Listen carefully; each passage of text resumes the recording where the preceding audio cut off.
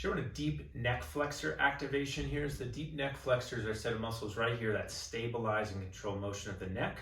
What we often see in patients with neck or shoulder pain is that some muscles here on the side, the scalenes, the sternocleidomastoid muscle, the levator scap, they kind of attach on the side, and they often function to kind of pull the shoulder up. They create, a lot of people say, I have all this tension in my shoulders, or neck feels really stiff. Sometimes we get an inhibition of this set of muscles here.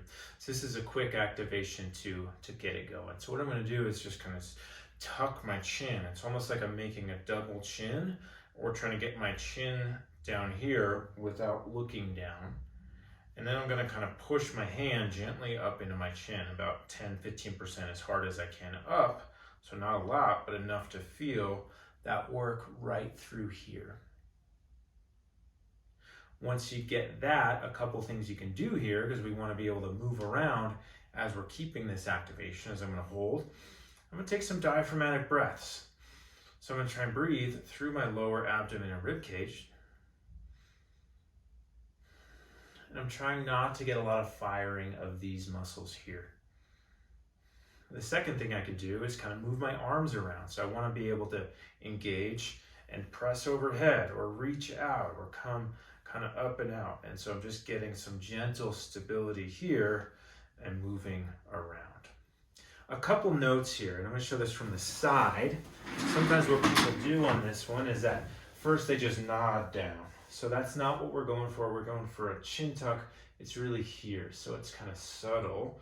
One thing you can do is kind of feel, you shouldn't feel like you can see some of these muscles kind of engaging here if I make a weird face, and I will see some of those kind of fire up. So we don't want these guys active. So you can kind of place one hand on your side and then engage, and it should be pretty quiet under that, my left hand here, just feeling it under here. The other thing we don't want to do is retract. So kind of retracting or going back can sometimes shear a painful segment of the cervical spine. That's actually a shear provocative test that we do, is go and look up. So I don't want to do a double chin and come back, because then I feel a lot of pressure there. So I want to make sure as I'm pressing down, I'm kind of not pushing back into my hand, but I'm just coming up and down, almost like I'm kind of sliding this up a wall. So that's my deep cervical neck flexor activation.